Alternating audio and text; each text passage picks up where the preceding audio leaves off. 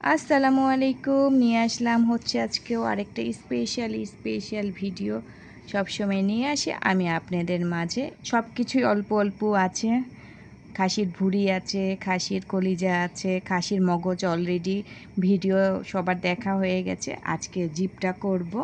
তো সব কিছুই অল্প অল্প করে ভুনা করব। এটার সাথে কিন্তু আমি তেমন কিছুই না, শুধু অল্প একটু গোশ আর চর্বি অ্যাড করেছি, তাহলে কিন্তু ভালো লাগবে। আমি চাইলেই কিন্তু বড় পাতিলে এটা রান্না করতে পারতাম, তাহলে খুঁজেই পাওয়া যাবে না। সেই জন্য ভাবলাম যে অল্প করে এটা একবারে তেল দিয়ে বেশি করে ভুনা করব পেঁয়াজ দিয়ে। সেই জন্য অল্পই একটা পাতিলে বসাবো, সাথে একটু আলু অ্যাড করব। তো বেশি গোশের মধ্যে কিন্তু হারিয়ে যাবে এই ছোট্ট খাসির জিপটা। তো কে কে খাসির জিপ খেতে পছন্দ করেন অবশ্যই কমেন্ট করে জানাবেন। আমি জাস্ট সিদ্ধ করে নিয়েছি, এখন উপরের খোসাটা ভালো করে ছাড়িয়ে ধুয়ে টুয়ে তারপরে ক্লিন করে বসাবো।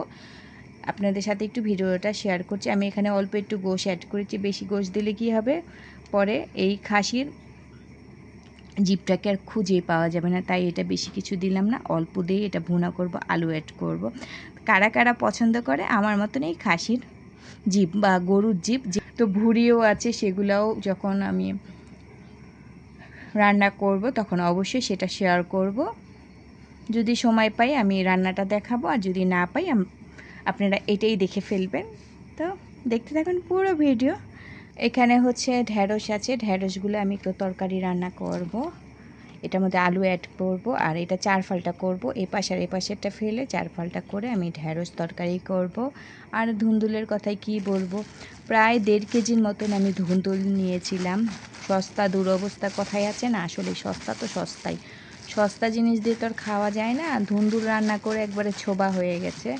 তো ধুন্দুলগুলো দেখতে ভালোই লাগে, যখন আমি কিছুটা রান্না করেছি তখন একবারে ছোবা ছোবা হয়ে গেছে। এখন কি করব, কিনেই ফেলেছি। 25 টাকার ধুন্দুল কিনেছিলাম। দেখুন আমি রান্না করেছিলাম অনেকগুলো, এখনও 5টা আছে। সেদিন 7-8টার মতন ধুন্দুলের তরকারি রান্না করেছিলাম। তরকারিটা এত ইয়াম্মি হয়েছে, ইয়াম্মি বেশি হয়ে গেছে, কিন্তু ধুন্দুল একবারে গলে নাই। আলু দিয়ে রান্না করেছিলাম, এত মজা হয়েছিল, বাট খাওয়া গেছে। ধুন্দুলটা ফেলে আলু ঝোল খেয়েছিলাম, আর ধুন্দুল হয়ে গেছে ছোবা। আজকে কি হয় জানি না, এটাও কুটে ফেলবো। আজকেও ধুন্দুল রান্না করব। তো আমার মতন এই সস্তা জিনিস কেউ কিনেন না, কিনলে কিন্তু এরকম ক্ষতি হবে। দেখতে থাকুন পুরো ভিডিও। সবগুলো আমার কিন্তু কোটা হয়ে গেছে। দেখুন কোটার পরে কিন্তু মাশাল্লাহ অনেকগুলাই হয়েছে, কারণ একসাথে যদি মিলিয়ে রান্না করি খুঁজেই পাওয়া যাবে না। এর মধ্যেও কিন্তু খুঁজে পাওয়া যাচ্ছে না যে এগুলা হচ্ছে খাসির জিভ। এই তো, কিন্তু রান্নার পর যে কোথায় যাবে। আর এগুলো হচ্ছে গোশ। তা অনেকগুলাই কিন্তু হয়েছে, তাই না? এখানে হচ্ছে আমি অনেকগুলা গাছ লাগিয়েছি। এটা হচ্ছে সন্ধ্যামালতী গাছ। দেখুন মাশাল্লাহ কত সুন্দর সুন্দর পাতা। এর তো একটা ফুল ধরেছে, তো ইনশাল্লাহ ফুলটা হয়ে যাবে। সন্ধ্যামালতী গাছ। আর এটা তো সবাই চিনেন, নয়নতারা গাছ। তো নয়নতারারও ফুল আসছে। তো এখানে কিন্তু অনেকগুলো ছোট ছোট ছোট গাছ হয়েছে। আর এখানেও আছে দেখুন নয়নতারা গাছ। এটা হচ্ছে পানিতে লাগিয়েছি মাশাআল্লাহ। মানিক প্লেন গাছ লাগিয়েছি। আর ছোট ছোট টগর ফুল গাছে অনেক ছোট ছোট বাচ্চা টগর হয়েছে, দেখুন। তো এখন আমি বলবো যে আমি কি করতে এখানে এসে পড়েছি। দেখুন আমার হচ্ছে এটা মিষ্টি কুমড়া গাছ। দেখুন পাতা যেতে যেতে যেতে যেতে সে কোন পর্যন্ত চলে গেছে। এই তো। তো ভাবছি যে আজকে মিষ্টি কুমড়া পাতাগুলা পেরে ফেলবো। দেখুন অনেকগুলা পাতা হয়েছে মাশাআল্লাহ। এই তো পাতাগুলো আমি পেরে পেরে এখানে রাখবো। সবগুলা পাতা পেরে আমি আজকে ভাজি করব চিন্তা করছি। তো সবগুলা পাতা পেরে নিয়ে আসি এখন।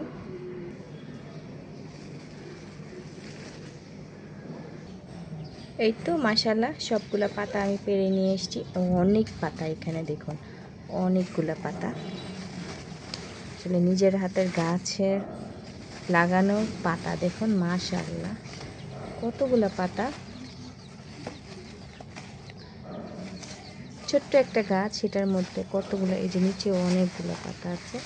তো আলু দিয়ে যদি ভাজি করি অনেক ভাল লাগবে, যেহেতু অল্প আর প্রচুর বৃষ্টি হচ্ছে, বৃষ্টিতে তো পাতাগুলো নষ্ট হয়ে যাবে, তাই ভাবলাম যে পেরেই ফেলি। আর এটা হচ্ছে ভাজি করব আজকে আলু দিয়ে।